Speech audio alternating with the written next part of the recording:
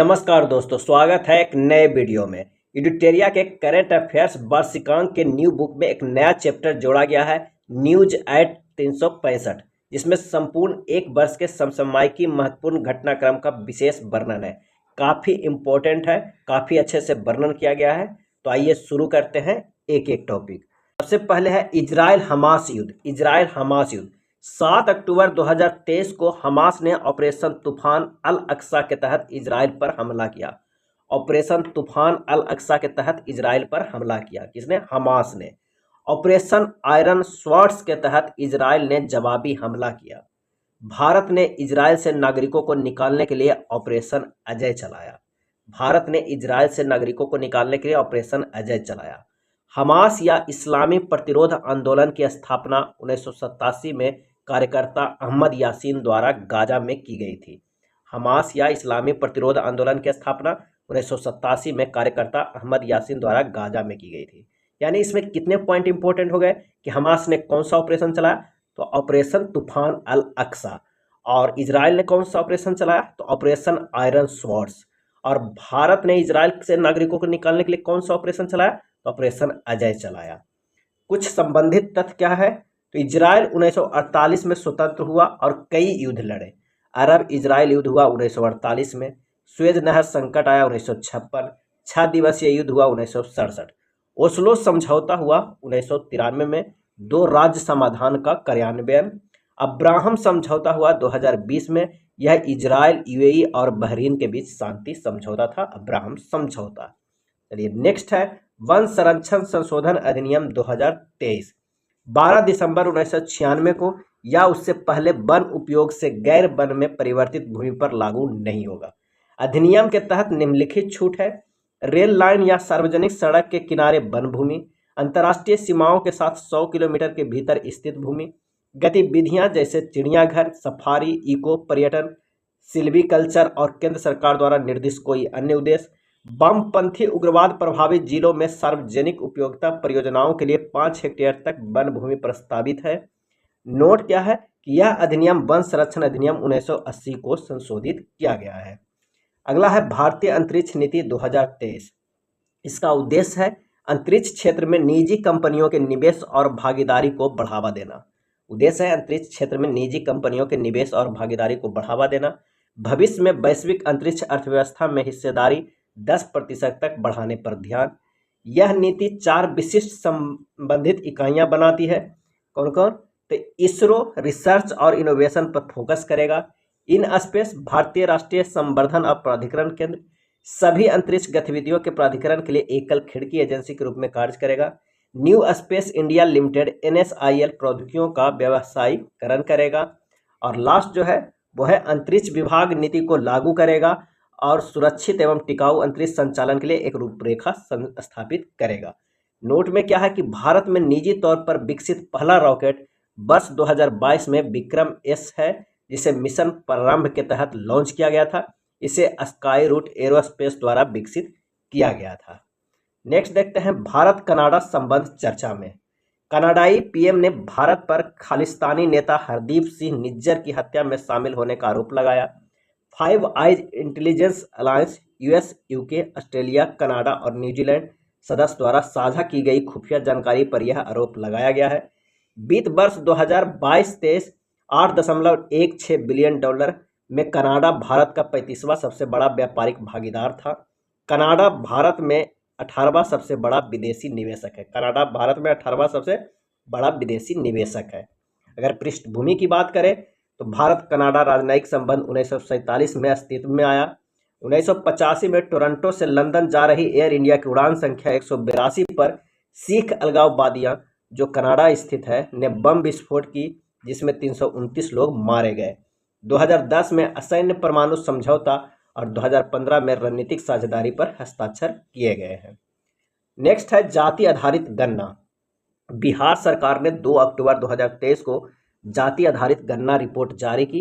इस गणना के अनुसार बिहार की जनसंख्या 13.07 करोड़ है। 13.07 करोड़ है। सर्वेक्षण के अनुसार अत्यंत पिछड़ा वर्ग EBC 36.01% है। पिछड़ा वर्ग BC 27.12% है। अनुसूचित जाति 19.65% है और अनुसूचित जनजाति 1.68% है और सामान्य वर्ग कितना है 15.52%। इस सर्वेक्षण के आधार पर बिहार सरकार ने राज्य सरकार की नौकरियों और शैक्षणिक संस्थानों में वंचित जातियों के लिए कोटा 50 से बढ़ाकर 65% कर दी है, जिससे राज्य में कुल आरक्षण 75% हो जाएगा। नेक्स्ट देखते हैं, बिहार सरकार ने कहा कि यह पूर्ण पैमाने पर जनगणना नहीं बल्कि एक सामाजिक सर्वेक्षण है। अनुच्छेद 246 के तहत जनगणना एक संघ का विषय है। अगर हम पृष्ठभूमि की बात करते हैं तो आखिरी बार SECC के रूप में जाति जनगणना 1931 में आयोजित की गई थी। आज़ादी के बाद 2011 में सामाजिक आर्थिक जाति जनगणना हुई, लेकिन जातिगत आंकड़े जारी नहीं किए गए। नोट में है कि दूसरा पिछड़ा वर्ग आयोग मंडल आयोग 1979 में गठित हुआ था, 1980 में प्रतिवेदन समर्पित तथा 1990 में इसे लागू किया गया। ने अनुमान लगाया कि OBC आबादी 52% है। नेक्स्ट है डीप ओशन मिशन। पृथ्वी विज्ञान मंत्रालय MOES के एक महत्वाकांक्षी पहल है। 5 वर्ष की अवधि के लिए अनुमानित लागत 4077 करोड़ है। उद्देश्य है हिंद महासागर में पॉलीमेटलिक नोड्यूल PMN निकालना, मानव युक्त पनडुब्बी वाहन मत्स्य 6000 में 3 व्यक्तियों को समुद्र में 6000 मीटर की गहराई तक भेजेगा। मत्स्य 6000 में 3 व्यक्तियों को समुद्र में 6000 मीटर की गहराई तक भेजेगा। गहरे समुद्र में वनस्पतियों और जीवों की जैव पर्यवेक्षण करेगा। अब तटीय महासागर थर्मल ऊर्जा रूपांतरण के लिए इंजीनियरिंग डिजाइन होगा और महासागर जलवायु परिवर्तन सलाहकार सेवाओं का विकास होगा। नेक्स्ट है भारत की पहली राष्ट्रीय सुरक्षा रणनीति। देश की सुरक्षा उद्देश्यों और उन्हें प्राप्त करने के लिए अपनाए जाने वाले तरीकों की रूपरेखा की रणनीति हुडा समिति की सिफारिशों पर यह गठित हुआ है। उद्देश्य है सैन्य, आर्थिक और कूटनीतिक मामलों के माध्यम से राष्ट्र के हितों और सुरक्षा की रक्षा करना। पाकिस्तान राष्ट्रीय सुरक्षा नीति 2022 से 26 का मुकाबला करेगा। इनोवेशन और टेक्नोलॉजी के लिए नए विभाग स्थापित किए जाएंगे। साइबर सुरक्षा के लिए अलग से बजट का प्रावधान होगा। महत्वपूर्ण और उभरती प्रौद्योगिकियों पर ध्यान केंद्रित करेगा। अगला है नारी शक्ति बंधन अधिनियम 2023। नारी शक्ति बंधन अधिनियम 2023 यह 106वां संवैधानिक संशोधन अधिनियम 2023 है। विधेयक का उद्देश्य है कि लोकसभा, राज्य विधानसभाओं और दिल्ली विधानसभा में महिलाओं के लिए 33% आरक्षण अनिवार्य करता है। यह मौजूदा SC और ST आरक्षण के भीतर महिलाओं के लिए 1/3 सीटें भी आरक्षित करता है। सीटें चक्रानुक्रम आधार पर आरक्षित किए जाएगी। आरक्षण 15 वर्षों के लिए प्रदान किया जाएगा। इसके पश्चात संसद द्वारा निर्मित विधि के माध्यम से इसे जारी रखा जा सकता है। नोट में क्या है कि अनुच्छेद 330A और 332A को जोड़ा गया है। 330A और 332A को जोड़ा गया है। अनुच्छेद 170, 3 और 82 में संशोधन किया जाएगा परिसीमन के लिए। लोकसभा में सिर्फ 2 AIMIM सांसदों ने इसका विरोध किया। 454 सांसदों ने इसका समर्थन किया।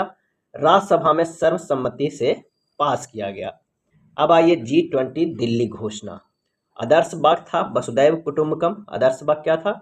वसुदैव कुटुंबकम, एक पृथ्वी, एक परिवार, एक भविष्य। रूस यूक्रेन युद्ध पर कहा गया कि सभी राज्यों को संयुक्त राष्ट्र चार्टर के अनुरूप कार्य करना चाहिए। क्रिप्टो एसेट्स नियामक ढांचे के लिए संयुक्त रोड मैप। महिला सशक्तिकरण पर कार्य समूह का निर्माण। ग्लोबल डिजिटल पब्लिक इंफ्रास्ट्रक्चर की स्थापना हुई। 2030 तक 3 गुना नवीनीकरणीय ऊर्जा क्षमता। G20 में पहली बार UNGA 75/1 UNSC सुधार पर समझौता। अफ्रीकी संघ सम्मिलित किया गया। वैश्विक जैव ईंधन गठबंधन हुआ। ISA के साथ ग्रीन हाइड्रोजन इनोवेशन सेंटर की स्थापना की जाएगी। और नोट में G20 की स्थापना 1999 में एशियाई वित्तीय संकट के बाद हुई थी। G20 की स्थापना। भारत मध्य पूर्व यूरोप आर्थिक गलियारा IMEC global infrastructure and investment PGII के लिए साझेदारी का हिस्सा है। IMEC में rail road, ship to rail network शामिल है, जिनमें 2 कॉरिडोर है। पूर्वी गलियारा भारत की अरब की खाड़ी से जोड़ेगा। उत्तरी गलियारा गल्फ को यूरोप से जोड़ेगा। इस कॉरिडोर में बिजली केबल, हाइड्रोजन पाइपलाइन और हाई स्पीड डेटा केबल भी शामिल है। उद्देश्य क्या है कि एक व्यापक परिवहन नेटवर्क बनाना, व्यापार और कनेक्टिविटी को सुविधाजनक बनाकर एशिया, यूरोप और मध्य पूर्व का एकीकरण करना। क्षेत्रीय आपूर्ति श्रृंखलाओं को सुरक्षित करना। नेक्स्ट है भारत ग्लोबल साउथ और FIPIC। 17 नवंबर 2023 को भारत ने ग्लोबल साउथ समिट के दूसरे संस्करण की मेजबानी की, जिसमें 125 देशों ने भाग लिया। साउथ समिट के दूसरे संस्करण के ग्लोबल साउथ समिट थीम था global south together for everyone's growth everyone trust. Global south शब्द की कोई सख्त भौगोलिक परिभाषा नहीं है। ग्लोबल नॉर्थ और ग्लोबल साउथ को ब्रांड लाइन द्वारा विभाजित किया गया है। वैश्विक दक्षिण देशों को विकासशील, कम विकसित या अविकसित के रूप में वर्गीकृत किया गया है। ग्लोबल साउथ शब्द 1969 में कार्ल ओग्लेस्वी द्वारा गढ़ा गया था। भारत प्रशांत द्वीप सहयोग मंच FIPIC का तीसरा शिखर सम्मेलन port Moresby, Papua New Guinea में आयोजित हुआ। भारत और पापुआ न्यू गिनी द्वारा सह अध्यक्षता किया गया। विकास के लिए 12 सूत्रीय फार्मूला तैयार किया गया। सौर ऊर्जा परियोजना के लिए भारत द्वारा समाओं को $100 मिलियन की ऋण सहायता दिया गया। नेक्स्ट है राष्ट्रीय लॉजिस्टिक नीति NLP 2022।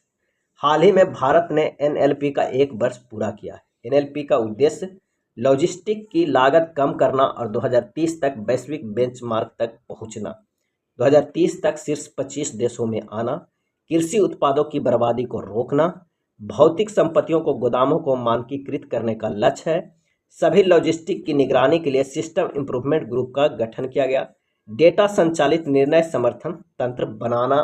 NLP को CLP यानी व्यापक लॉजिस्टिक एक्शन प्लान के माध्यम से लागू किया जाएगा, जिसमें 8 कार्य क्षेत्र होंगे। नोट किया है कि वर्तमान में भारत विश्व बैंक लॉजिस्टिक प्रदर्शन सूचकांक 2023 में 38वें स्थान। PM विश्वकर्मा योजना। 17 सितंबर को विश्वकर्मा जयंती के अवसर पर प्रधानमंत्री ने पारंपरिक शिल्प और कौशल में लगे श्रमिकों को सरकारी सहायता देने के लिए नई दिल्ली में PM विश्वकर्मा योजना शुरू की है। सूक्ष्म, लघु और मध्यम उद्यम मंत्रालय नोडल एजेंसी है और यह एक केंद्रीय क्षेत्र की योजना है। अवधि वित्तीय वर्ष 2023-24 से वित्तीय वर्ष 2027-28 तक। अब तक प्रारंभिक परिव्यय 13,000 करोड़ है और इसमें 18 पारंपरिक क्षेत्र शामिल है। उद्देश्य क्या है? तो PM विश्वकर्मा प्रमाण पत्र और ID कार्ड, कौशल उन्नयन, टूल किट प्रोत्साहन, ऋण सहायता, डिजिटल लेन देन के लिए प्रोत्साहन, विपणन समर्थन। पात्रता क्या है कि न्यूनतम 18 वर्ष होनी चाहिए। लाभ परिवार के एक सदस्य तक ही सीमित रहेगा। हाथों और औजारों से काम करने वाला कारीगर या शिल्पकार होना चाहिए। नेक्स्ट है सशस्त्र बल विशेष अधिकार अधिनियम AFSPA 1958। यह अधिनियम अरुणाचल प्रदेश, असम, मणिपुर, मेघालय, मिजोरम, नागालैंड और त्रिपुरा के अशांत क्षेत्रों में सशस्त्र बलों की विशेष शक्तियां प्रदान करता है। सशस्त्र बल विशेष अधिकार अधिनियम प्रावधान है बिना वारंट के संदिग्ध लोगों को गिरफ्तार करना, कानून के अनुसार किसी व्यक्ति पर गोली चलाना या बल प्रयोग करना, किसी भी ऐसी संरचना को नष्ट कर दें जिसमें हथियारों के भंडार का आश्रय होने का संदेह हो, जहां से हमले किए जाने की संभावना हो। शस्त्र के लिए बिना वारंट की तलाशी लेना, साक्ष्य के लिए बिना वारंट के तलाशी लेना। AFSPA अभियोजना या कार्यवाही पर रोक लगाता है। अधिनियम के तहत शक्तियों का प्रयोग करते समय की गई कार्रवाई के लिए कर्मियों के खिलाफ केंद्र की मंजूरी को छोड़कर। सिफारिशें। न्यायमूर्ति BP जीवन रेड्डी समिति ने इसे निरस्त करने की सिफारिश की। द्वितीय ARC की 5वीं रिपोर्ट ने भी इसे निरस्त करने की सिफारिश की है। अगला है स्वच्छ वायु सर्वेक्षण 2023। पर्यावरण, वन एवं जलवायु परिवर्तन मंत्रालय की पहल। थीम है स्वच्छ वायु के लिए एक साथ। उद्देश्य क्या है? समाज के सभी वर्गों के बीच जागरूकता पैदा करना, नागरिकों को स्वास्थ्य प्रभावों के बारे में सूचित करना। NCAP सभी के लिए स्वच्छ वायु के लक्ष्य को प्राप्त करने के लिए। परिणाम क्या है? 131 शहरों में 3 समूहों को वर्गीकृत किया गया है। फर्स्ट में इंदौर शहर, वर्ग है मिलियन प्लस। शहर अमरावती फर्स्ट लाया है 3 से 10 लाख में, और परमाणु लाया है फर्स्ट इसमें 3 लाख से भी कम जनसंख्या में। मूल्यांकन के कुछ मानदंड है तो वाहन उत्सर्जन, सड़क की धूल, बायोमास और नगर पालिका ठोस अपशिष्ट जलाना आदि। और सबसे फर्स्ट लाया है इंदौर, कितना? मिलियन प्लस वर्ग में। नेक्स्ट देखते हैं डिजिटल व्यक्तिगत डेटा संरक्षण अधिनियम 2023। इसकी मुख्य बातें हैं कि भारत में वस्तुओं या सेवाओं की पेशकश करते समय भारत के भीतर और भारत के बाहर भी डिजिटल व्यक्तिगत डेटा का प्रसंस्करण लागू होगा। भारतीय डेटा संरक्षण बोर्ड की स्थापना की जाएगी। व्यक्तिगत डेटा को व्यक्तिगत सहमति पर केवल वैध उद्देश्य के लिए संसाधित किया जा सकता है, लेकिन वैध उपयोग के लिए छूट दी गई है।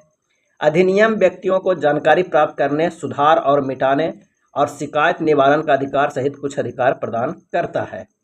डेटा सुरक्षा के लिए 7 सिद्धांतों की रूपरेखा। टिप्पणी है case Puttaswamy case 2017। Supreme court ने निजता को मौलिक अधिकार माना। न्यायमूर्ति श्री कृष्ण समिति ने इस अधिनियम को प्रारंभिक मसौदा प्रस्तावित किया है। विभिन्न कानूनों में सुधार क्या क्या हुआ है, तो भारतीय न्याय संहिता 2023, भारतीय दंड संहिता 1860 का स्थान लेगा भारतीय न्याय संहिता 2023।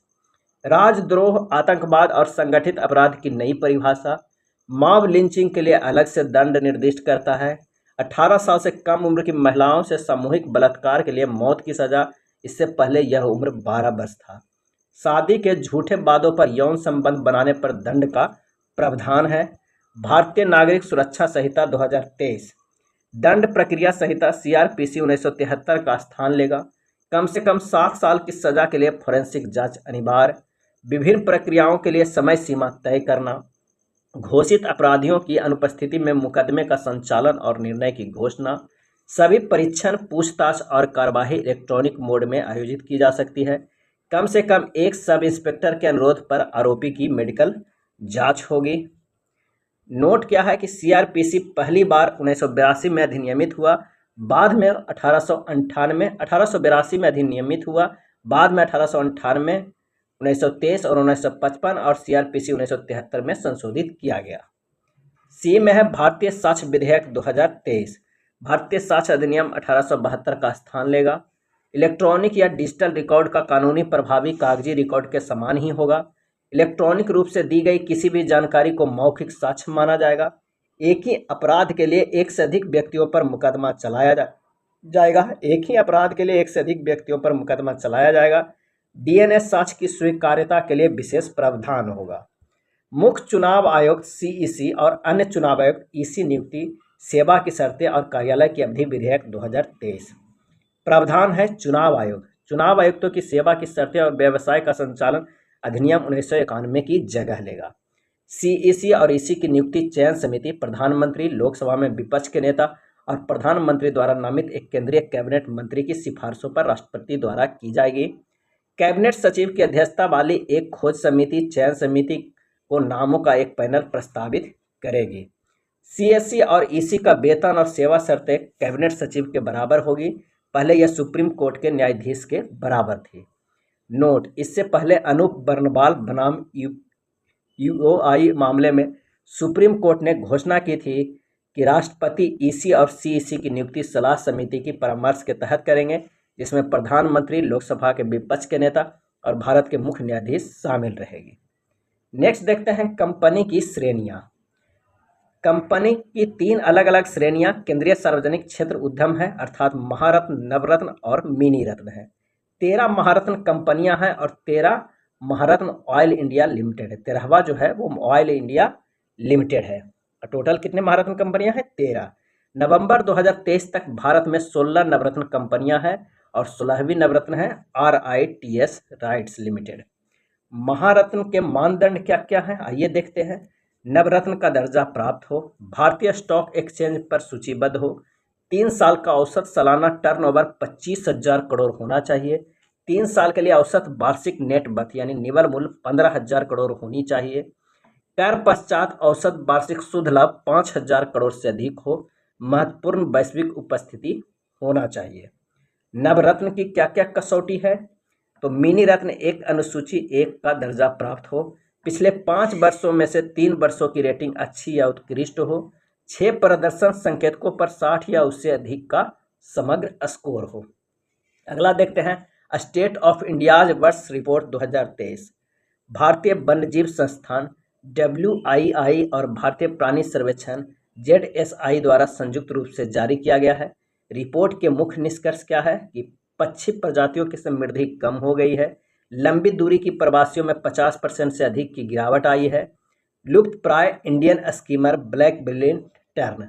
लुप्त प्राय कौन कौन है? इंडियन स्कीमर और ब्लैक बिलीड टर्न। गंभीर रूप से लुप्त प्राय है great India bustard, Bengal florican और बेयर पोचार्ड। भारतीय मोर, एशियाई कोयल, रॉक कबूतर आदि प्रजातियां बढ़ी है। भारतीय मोर, एशियाई कोयल और रॉक कबूतर आदि प्रजातियां बढ़ी है। अगला है अनुसंधान राष्ट्रीय रिसर्च फाउंडेशन अधिनियम 2023। विज्ञान एवं प्रौद्योगिकी मंत्रालय के अंतर्गत यह विज्ञान और इंजीनियरिंग अनुसंधान बोर्ड अधिनियम 2008 को निरस्त करेगा। अनुसंधान नेशनल रिसर्च फाउंडेशन NRF की स्थापना की जाएगी। NRF में प्रधानमंत्री की अध्यक्षता में गवर्निंग बोर्ड होगा। कार्यकारी परिषद की अध्यक्षता प्रधान वैज्ञानिक सलाहकार करेंगे और यह निकाय कार्यान्वयन का कार्य करेगा। NRF के क्या क्या कार्य होगा? अनुसंधान, नवाचार और उद्यमिता के लिए रणनीतिक दिशा प्रदान करने के लिए देश का सर्वोच्च निकाय। अनुसंधान और विकास के लिए अल्पकालिक, मध्यम अवधि और दीर्घकालिक रणनीति तैयार करना। अनुसंधान प्रस्तावों के लिए अनुदान प्रदान करना। अंतर्राष्ट्रीय सहयोग को प्रोत्साहित करना। वैज्ञानिक अनुसंधान परिणामों और खर्च का वार्षिक सर्वेक्षण करेगा। अगला है इंडिया स्टैक। यह एप्लीकेशन प्रोग्रामिंग इंटरफेस API का एक सेट है जो सरकारों, स्टार्टअप, व्यवसाय और डेवलपर्स को एक अद्वितीय डिजिटल बुनियादी ढांचे का उपयोग करने की अनुमति देता है। इसकी 3 परतें हैं। कितनी? 3 है। पहचान परत अद्वितीय ID प्रदान करता है, उदाहरण आधार, ई-हस्ताक्षर। भुगतान परत भुगतान की अनुमति देना, उदाहरण UPI, आधार सक्षम भुगतान सेवा। डेटा परत डेटा को स्वतंत्र रूप से स्थानांतरित करने की अनुमति देता है, उदाहरण DigiLocker, account aggregator. India stack के प्रमुख घटक Aadhaar, KYC, DigiLocker, UPI, direct benefit transfer, DBT आदि। फायदे क्या क्या है? वित्तीय समावेशन, अर्थव्यवस्था का औपचारिकीकरण, स्वास्थ्य और शिक्षा सेवाओं की बेहतर डिलीवरी। नेक्स्ट देखते हैं समान नागरिक संहिता चर्चा में। समान नागरिक संहिता चर्चा में है। हाल ही में भारत के 22वें विधि आयोग के समान नागरिक संहिता पर सुझाव मांगा। UCC विवाह, तलाक, विरासत, गोद लेने और उत्तराधिकार से संबंधित सभी धार्मिक समुदायों के मामलों पर लागू होता है। पुर्तगाली नागरिक संहिता 1867 के रूप में UCC का पालन करने वाला गोवा भारत का एकमात्र राज्य। इसे राज्य की नीति निर्देशक सिद्धांतों के अनुच्छेद 44 के तहत संवैधानिक अधिकार प्राप्त। लेक्स लॉ की रिपोर्ट 1840 में सिफारिश की गई कि मुसलमानों और हिंदुओं के व्यक्तिगत कानूनों को संहिताबद्ध नहीं किया जाना चाहिए। BN राव समिति ने एक संहिताबद्ध हिंदू कानून की सिफारिश की थी। नेक्स्ट है काला सागर अनाज डील। रूस हाल ही में संयुक्त राष्ट्र और तुर्की की मध्यस्थता में रूस और यूक्रेन के बीच हस्ताक्षरित काला सागर लाभ समझौते से पीछे हट गया।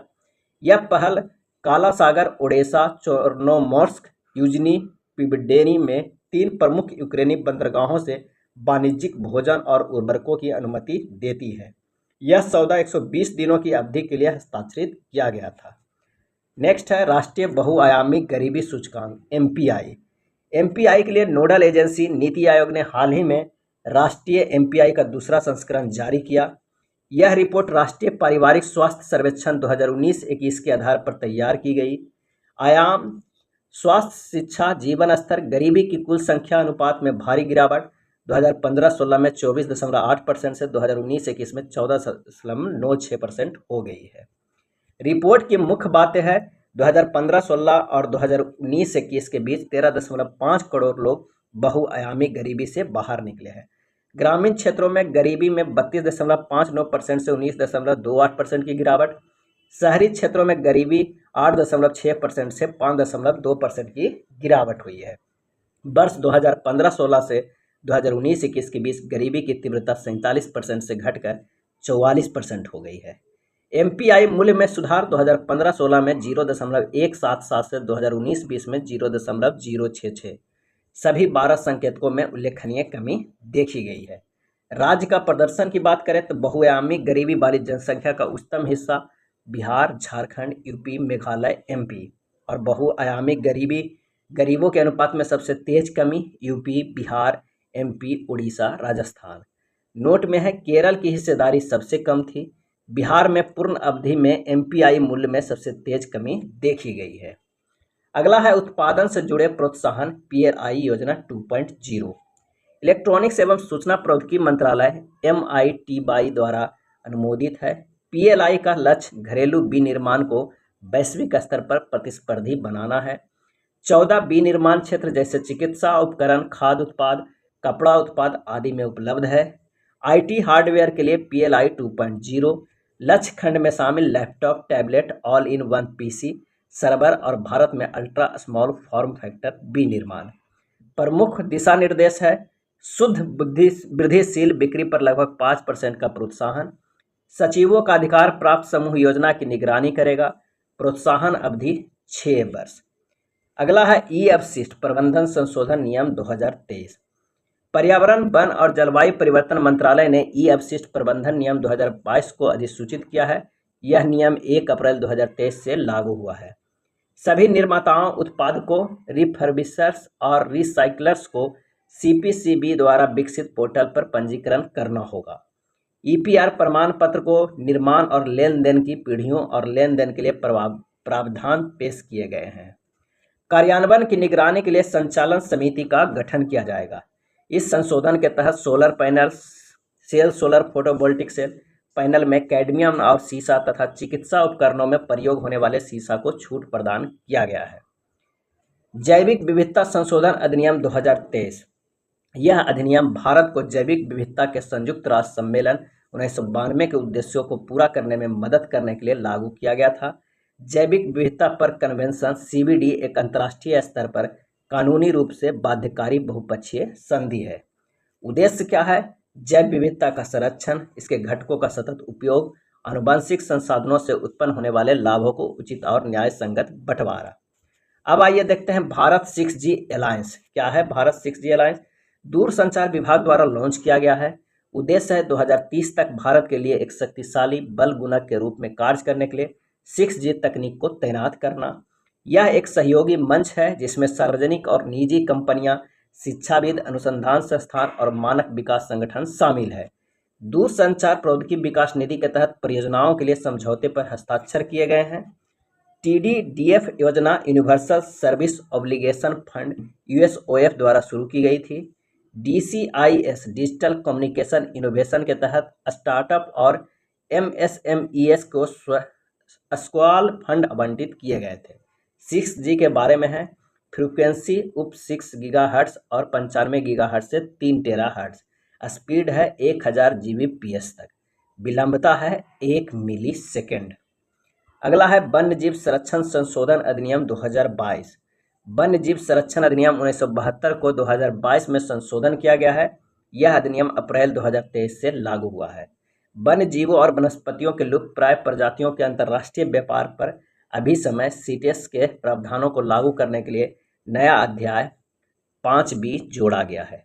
सामान्य उल्लंघन के लिए जुर्माने की अधिकतम राशि 25,000 रुपये से बढ़ाकर 1 लाख रुपये तथा विशेष रूप से सुरक्षित जीवों के लिए न्यूनतम जुर्माना 10,000 रुपये से बढ़ाकर 25,000 रुपये कर दिया गया है।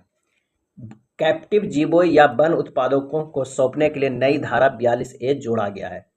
अनुसूची 1 में कठोर सुरक्षा है, अनुसूची 2 में उच्च सुरक्षा, अनुसूची 3 और 4 में लुप्तप्राय प्रजातियों के लिए नहीं, अनुसूची 5 में वे जानवर जिनके शिकार किया जा सकता है और अनुसूची 6 में पौधों की खेती वर्जित। अगला है WHO की महामारी संधि। WHO ने महामारी से निपटने के लिए 1 फरवरी 2023 को महामारी संधि का जीरो ड्राफ्ट प्रकाशित किया। इसका उद्देश्य महामारी से निपटने के लिए जरूरी सामग्रियों की आपूर्ति को सुनिश्चित करना है। वर्ष 2022 में CO2 उत्सर्जन रिपोर्ट। अंतर्राष्ट्रीय ऊर्जा एजेंसी ने वर्ष 2022 में CO2 उत्सर्जन का रिपोर्ट जारी किया है। CO2 उत्सर्जन में 0.9% या 36.8 गीगाटन से अधिक की नई ऊंचाई पर पहुंच गया है। यह रिपोर्ट 2022 में ग्रीन हाउस गैस उत्सर्जन की पूरी तस्वीर प्रस्तुत करती है। स्वच्छ ऊर्जा प्रौद्योगिकियों ने अतिरिक्त 550 मिलियन टन CO2 उत्सर्जन को रोकने में मदद की है। अगला है ऑनलाइन गेमिंग ड्राफ्ट नियम। इलेक्ट्रॉनिक और सूचना प्रौद्योगिकी संत्रालय MEITBI ऑनलाइन गेमिंग की IT नियम 2021 के तहत लाएगा। प्रस्ताव है एक त्रिस्तरीय विवाद समाधान तंत्र प्रस्तावित। सत्यापन KYC के लिए अपने ग्राहक मानदंडों को जानना अनिवार्य। ऑनलाइन गेमिंग कंपनियों को सट्टेबाजी में शामिल होने की अनुमति नहीं दी जाएगी। ऑनलाइन गेम्स को स्वनियामक निकाय के साथ पंजीकरण कराना होगा। नोट में है ऑनलाइन गेमिंग में प्रवेश स्तर पर भुगतान की जाने वाली राशि पर 28% जीएसटी है। अगला है राष्ट्रीय दल का दर्जा। निर्वाचन आयोग ने राजनीतिक दलों के प्रदर्शन के समीक्षा के आधार पर निम्न राजनीतिक दलों को राष्ट्रीय दल का दर्जा योग्य पाया है। अभी तक कितने राष्ट्रीय दल है अभी भारत में? तो 6 है। भारतीय जनता पार्टी, भारतीय राष्ट्रीय कांग्रेस, भारतीय कम्युनिस्ट पार्टी जो मार्क्सवादी है, Bahujan Samaj party, national people's party और आम आदमी पार्टी। राष्ट्रीय दलों के रूप में मान्यताएं के लिए क्या दशाएं हैं? यदि कोई दल कम से कम 4 राज्यों में राज्य स्तरीय दल के रूप में मान्यता प्राप्त हो, 4 राज्यों में, यदि उसे लोकसभा चुनावों में 2% सीटें प्राप्त हो तथा यह सदस्य 3 विभिन्न राज्यों से चुने जाते हो, यदि वह लोकसभा या विधानसभा के आम चुनाव में 4 अथवा 4 से अधिक राज्यों में वैध मतों का 6% मत प्राप्त करता हो तथा इसके साथ वह किसी राज्य या राज्यों में लोकसभा में 4 सीटें प्राप्त करता हो। ये है इसकी मान्यताएं। सिनेमेटोग्राफ संशोधन विधेयक 2023। यह सिनेमेटोग्राफ अधिनियम 1952 में संशोधन करता है। यह विधेयक प्रदर्शन के लिए फिल्मों को प्रमाणित करने के लिए फिल्म प्रमाणन बोर्ड का गठन करता है।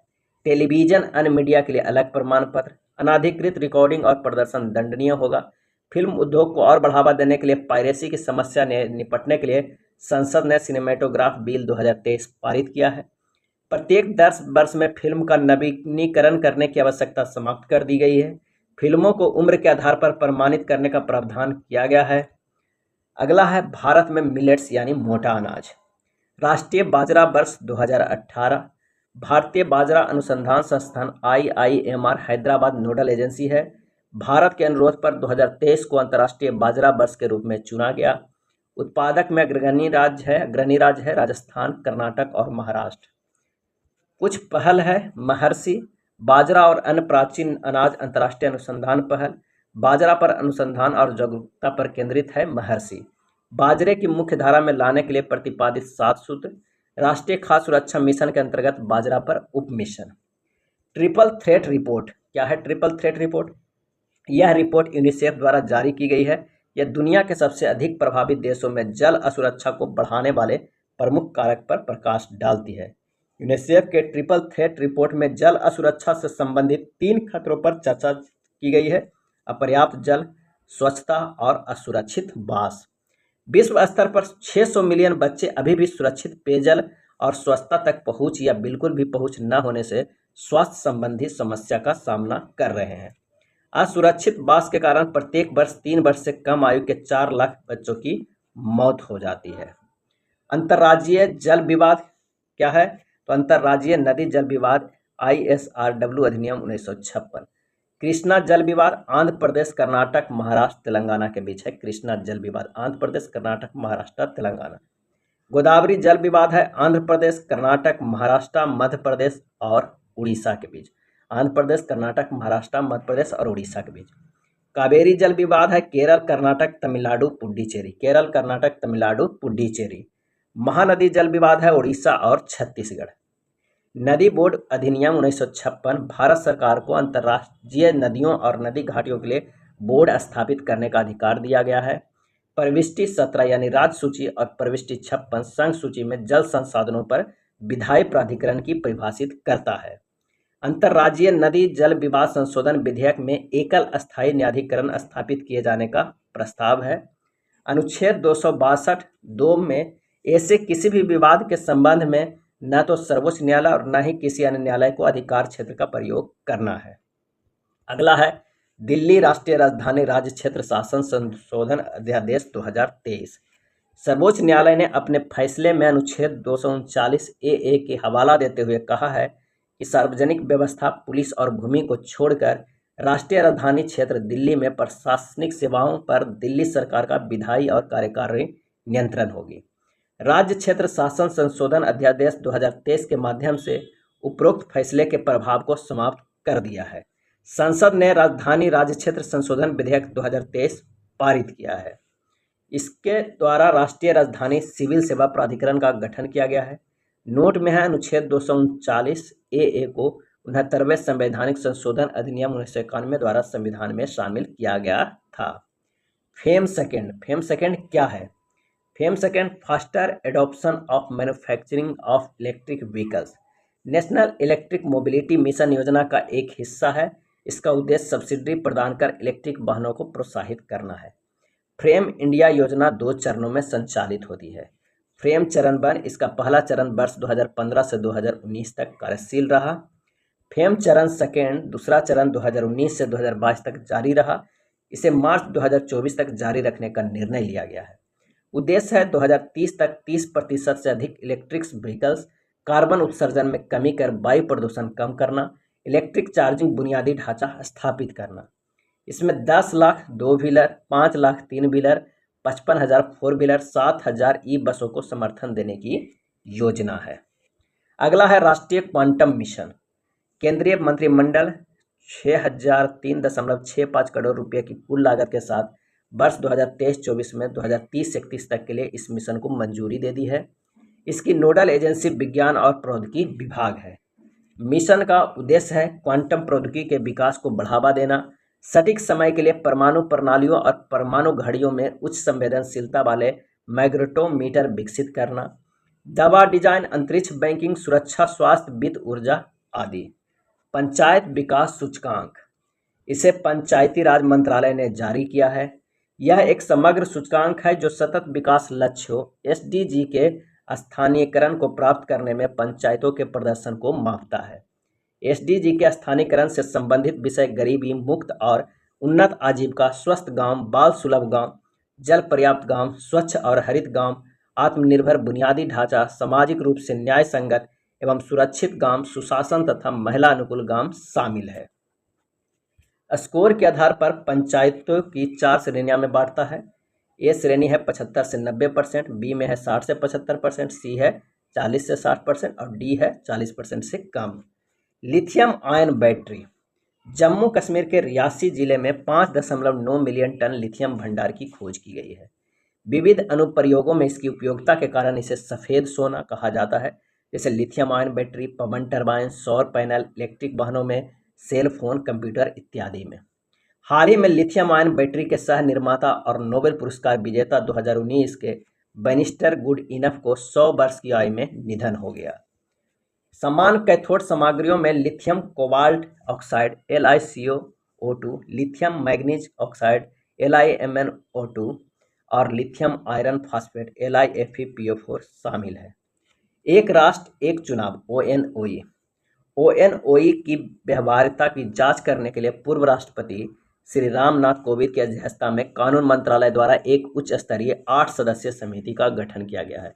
8 सदस्यीय समिति का अन्य सदस्य हैं सुभाष कश्यप, वकील हरीश सौलवे, अमित शाह और गुलाम नबी आज़ाद, NK सिंह, संजय कोठारी और अधीर रंजन चौधरी। उन्होंने इसे शामिल करने का विरोध किया है तो अधीर रंजन चौधरी। कार्यान्वयन ONOE के लिए आवश्यक परिवर्तन है। अनुच्छेद 83 संसद के सदस्यों की अवधि, अनुच्छेद 85 राष्ट्रपति द्वारा लोकसभा का विघटन, अनुच्छेद 172 राज्य विधानमंडल की अवधि, अनुच्छेद 356 संवैधानिक आपातकाल और लोक प्रतिनिधित्व अधिनियम 1951 अधिनियम के कई प्रावधान। विधि आयोग की 170वीं और 295वीं रिपोर्ट ONOE के पक्ष में थी। अगला है राष्ट्रीय विदेश नीति 2023। वाणिज्य और उद्योग मंत्रालय ने 1 अप्रैल 2023 को राष्ट्रीय विदेश नीति 2023 लॉन्च किया। उद्देश्य था 2030 तक वस्तुओं और सेवाओं के निर्यात के लिए $2 ट्रिलियन का लक्ष्य, 4 स्तंभों पर आधारित, छूट के लिए प्रोत्साहन, सहयोग के माध्यम से निर्यात को बढ़ावा देना, व्यापार करने में आसानी, उभरते क्षेत्रों पर ध्यान केंद्रित करना। विशेष एकमुश्त माफी योजना का शुभारंभ, ई-कॉमर्स निर्यात की सुविधा प्रदान करना, जिलों में निर्यात को बढ़ावा देना, निर्यात फर्म को स्टार स्टेट्स में सम्मिलित किया जाएगा। निर्यात उत्कृष्टता के 4 नए शहर फरीदाबाद, मिर्जापुर, मोराबाद और वाराणसी बनाए जाएंगे। नेक्स्ट है न्यूनतम समर्थन मूल्य MSP। सबसे पहले 1966-67 में केंद्र सरकार द्वारा पेश किया गया। बुआई की शुरुआत में कृषि लागत मूल्य आयोग CSP की सिफारिशों पर आर्थिक मामलों की कैबिनेट समिति द्वारा MSP का वाणिज्यीकरण किया गया। 22 अनिवार्य फसलों के लिए MSP और गन्ने के लिए उचित मूल्य की घोषणा की गई। कुछ फसलों के लिए MSP क्या है तो धान के लिए 2183 रुपये क्विंटल, कपास के लिए 6620 रुपये क्विंटल, मक्का के लिए ₹2090 क्विंटल और गेहूं के लिए 2275 रुपये। एमएसपी की जुड़ी कुछ शर्तें हैं। A2 किसानों द्वारा रसायन उर्वरक बीज और किराए पर श्रम खरीदने के लिए किया गया व्यय।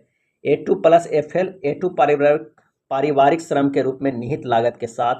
C2 में है, इसमें A2+FL के साथ साथ निश्चित पूंजीगत संपत्ति और किसानों द्वारा भुगतान किया गया किराया शामिल है। अगला है हाथी परियोजना चर्चा में है, क्यों है तो 1992 में लॉन्च किया गया था। वर्तमान में 33 हाथी रिजर्व और 150 हाथी गलियारे हैं। हाथी जनगणना 2017 कुल हाथियों की संख्या है 29,964। कर्नाटक प्रथम स्थान पे है 6,049 हाथी के साथ। कर्नाटक वन विभाग द्वारा हाथी गणना 2023 के अनुसार कर्नाटक में हाथियों की संख्या 6395 हो गई है। बांदीपुर टाइगर रिजर्व में हाथियों की संख्या सबसे ज़्यादा है। बांदीपुर टाइगर रिजर्व में हाथियों की संख्या सबसे ज़्यादा है। हाथी भारत का प्राकृतिक विरासत पशु है। हाथी परियोजनाओं के लक्ष्य है हाथियों, उनके आवासों और प्रवास मार्गों की सुरक्षा करना, कैद में हाथी का कल्याण, पशु मानव संघर्ष की समस्याओं का समाधान करना। भारतीय हाथी का वैज्ञानिक नाम एलिफस मैक्सिमस है। IUCN की लाल सूची में संकटग्रस्त। सीटेस परिशिष्ट सेकेंड है। वन्य जीव संरक्षण अधिनियम 1972 अनुसूची 1। आयुष्मान भारत योजना, इसे प्रधानमंत्री जन आरोग्य योजना के रूप में भी जाना जाता है और 23 सितंबर 2018 को लॉन्च किया गया था। 23 सितंबर 2018 को। विशेषताएं हैं प्रति परिवार कवरेज 5 लाख रुपया पर वर्ष। अस्पतालों में भर्ती होने से पहले एक्सप्रेस कवरेज 3 दिन तक। अस्पताल में भर्ती होने के बाद के खर्च का कवरेज 15 दिनों तक। कुल परिवार 10 करोड़ प्लस। फंडिंग समान राज्यों के लिए 60:40, पूर्वोत्तर राज्यों और हिमालय राज्यों के लिए 90:10। उद्देश्य क्या है कि लाभार्थियों के लिए निवारक प्रोत्साहन और उपचारात्मक स्वास्थ्य हस्तक्षेप को बढ़ावा देना, स्वास्थ्य देखभाल की गुणवत्ता और दक्षता बढ़ाने और सार्वभौमिक स्वास्थ्य देखभाल प्राप्त करने के लिए। MS स्वामीनाथन 7 अगस्त 1925 का जन्म हुआ था और 28 सितंबर 2023 को निधन हुआ। MS स्वामीनाथन को भारत में हरित क्रांति के जनक के रूप में जाने जाते हैं। संबंधित तथ्य है कि 1961 से 1972 भारतीय कृषि अनुसंधान संस्थान के निदेशक रहे हैं। 1972 से 1979 तक भारतीय कृषि अनुसंधान परिषद के महानिदेशक रहे हैं। 1979 से 1980 कृषि मंत्रालय के प्रधान सचिव रहे हैं। 1982 अंतर्राष्ट्रीय चावल अनुसंधान संस्थान के महानिदेशक के रूप में नियुक्त किया गया था। 2004 में राष्ट्रीय किसान आयोग के अध्यक्ष थे। 2007 से 2013 राज्यसभा में संसद के रूप में कार्य किया। अंतर्राष्ट्रीय स्तर पर सम्मान 1971 रेमन मैग्सेसे पुरस्कार मिला है। 1986 में अल्बर्ट आइंस्टीन विश्व विज्ञान पुरस्कार। 1987 में प्रथम विश्व खाद्य पुरस्कार के विजेता। 1994 में UNEP ससाकावा पर्यावरण पुरस्कार। 1999 में यूनेस्को महात्मा गांधी स्वर्ण पदक। 2000 में Franklin D Roosevelt for freedom medal मिला है। राष्ट्रीय स्तर पर सम्मान क्या क्या मिला है तो 1961 में SS भटनागर पुरस्कार, 1967 में पद्मश्री, 1972 में पद्म भूषण, 1989 में पद्म विभूषण और 1999 में शांति निरस्तीकरण विकास के लिए इंदिरा गांधी पुरस्कार मिला है। भारत का नया संसद भवन, प्रधानमंत्री श्री नरेंद्र मोदी ने 28 मई 2023 को नवनिर्मित संसद भवन की उद्घाटन किया। 10 दिसंबर 2020 को इस नए संसद भवन की आधारशिला प्रधानमंत्री नरेंद्र मोदी ने रखी थी। नए संसद भवन के उद्घाटन के अवसर पर 75 रुपये का सिक्का लॉन्च किया गया। भारत की सेंट्रल विस्टा पुनर्विकास परियोजना के हिस्से के रूप में नई दिल्ली में नए संसद भवन का निर्माण किया गया। आर्किटेक्ट बिमल पटेल द्वारा डिजाइन किए गए नए संसद भवन का निर्माण टाटा प्रोजेक्ट्स लिमिटेड द्वारा किया गया है। डिजाइन कौन किया था तो बिमल पटेल, और किसके द्वारा तो टाटा प्रोजेक्ट्स लिमिटेड के द्वारा। नए संसद भवन की क्या क्या विशेषताएं हैं? इसका आकार त्रिकोणीय है। नई संसद भवन में 6 द्वार हैं, गज द्वार, अश्व द्वार, सरदुल्ला द्वार, हंसा द्वार, गरुड़ द्वार और मकर द्वार। संसद भवन में राजस्थान से लाए गए ग्रेनाइट और बलुआ पत्थर का प्रयोग किया गया है। संसद भवन की छत पर राष्ट्रीय प्रतीक का निर्माण किया गया है। राष्ट्रीय प्रतीक कांस्य से बना है और इसका कुल वजन 9500 किलोग्राम है तथा इसकी ऊंचाई 6.5 मीटर है। नए संसद भवन में लोकसभा कक्ष में 888 और राज्यसभा कक्ष में 384 प्रतिनिधियों को बैठने की व्यवस्था है। अब कुल मिलाकर 1272 सीट हो गए हैं। प्रधानमंत्री नरेंद्र मोदी ने संसद में नदी के साथ पवित्र सेंगोल की स्थापना की। सेंगोल को हिंदी में राजदंड कहा जाता है। इसका इस्तेमाल चोल साम्राज्य से होता आ रहा है। सेंगोल सत्ता हस्तांतरण की पहचान रहा है और तमिल संस्कृति की शान रहा है। यह राजदंड 5 फीट लंबा है और इसके शीर्ष पर नंदी बैल है जो न्याय का प्रतीक है। लोकसभा का आंतरिक हिस्सा राष्ट्रीय पक्षी मोर पर आधारित है, वही राज्यसभा का आंतरिक हिस्सा राष्ट्रीय फूल कमल पर आधारित है। संसद परिसर में राष्ट्रीय वृक्ष बरगद है। ये था एडिटोरिया में न्यू चैप्टर जो जोड़ा गया है न्यूज एट 365। अगर वीडियो अच्छा लगा तो लाइक एंड शेयर कर दीजिएगा। धन्यवाद।